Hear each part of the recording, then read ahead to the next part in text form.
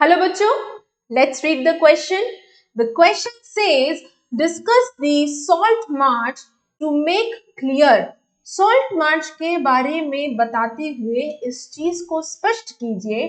Why it was an effective symbol of resistance against colonialism. कि ये जो salt march था ये कैसे एक बहुत ही ज्यादा प्रभावकारी प्रतीक था कोलोनिज्म के खिलाफ. चलिए देखते हैं आंसर क्या है.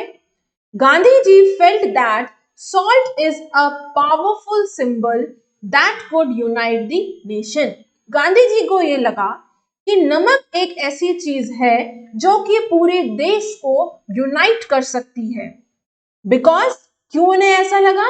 Because it is consumed by both the rich and the poor. क्योंकि नमक ही ये एक ऐसी चीज है जो कि अमीर इंसान और गरीब इंसान दोनों ही खाता है. द टैक्स ऑन सॉल्ट, जो नमक पर टैक्स देना पड़ता था, and the governments monopoly over its production, कि सरकार ही गवर्नमेंट ही नमक का प्रोडक्शन करेगी, was the most oppressive measure of the British rule. ये ब्रिटिश रूल का एक बहुत ही ज्यादा दमनकारी मेजर था.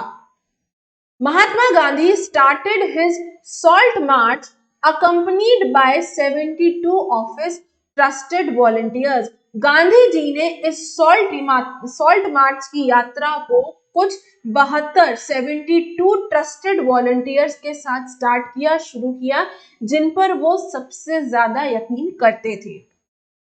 The march was over 240 miles from Gandhiji's ashram in Sabarmati to the Gujarati coastal town Dandi.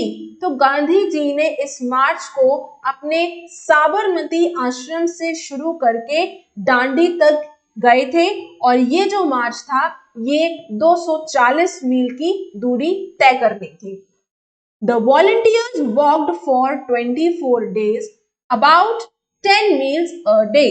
तो वॉलंटियर्स जो थे उन लोगों ने 24 दिन तक ये यात्रा करी जिसमें वो एक दिन में लगभग 10 मील के आसपास चले. On 6th April, he reached Dandi and ceremonially violated the law manufacturing salt by boiling sea water. 6 अप्रैल को जब गांधी जी डांडी पहुंच गए तो उन्होंने इस जो लॉ था, जो कानून था नमक पर, उसको तोड़ा. और कैसे तोड़ा? समुद्र के पानी को उबालकर उससे नमक सॉल्ट मैन्युफैक्चर करके गांधी जी ने इस लॉ को तोड़ा था. Thousands in different parts of the country broke the salt law. हजारों लोगों ने पूरे देश में अलग अलग जगह पर इस सॉल्ट लॉ को तोड़ा था. मैन्युफैक्चर्ड सॉल्ट को मैन्युफैक्चर किया and demonstrated in front of the government salt factories. और सरकार की, गवर्नमेंट की जो नमक की फैक्ट्रीज थी इनके सामने प्रदर्शन भी किया.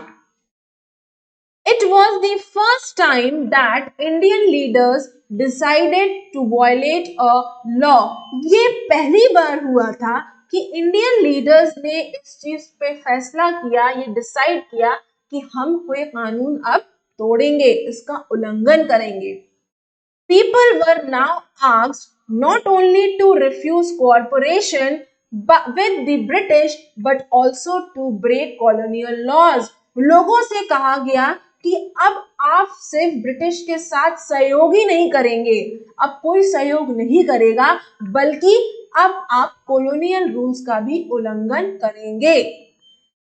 During Salt March, Gandhi ji met a large number of people and taught them the true meaning of Swaraj and non-violence.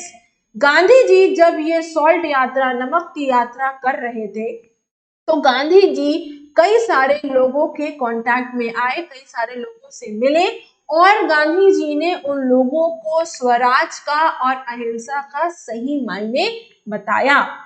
By peacefully violating the law and producing salt, he gave a message for the entire nation शांतिपूर्वक तरीके से जो नमक पर जो law था, जो कानून था, उसको तोड़ा।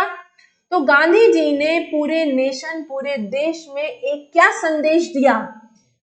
How to oppose oppressor without resorting to violence, कि बिना हिंसा किए भी आप अपनी लड़ाई लड़ सकते हैं और उसमें जीत भी सकते हैं।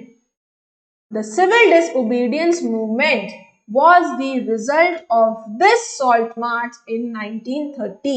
ये जो सिविल डिसोबीडियंट मूवमेंट थी, ये सॉल्ट मार्च का नतीजा था जो कि 1930 में हुई थी। I hope you understood the question as well as the answer. Best of luck.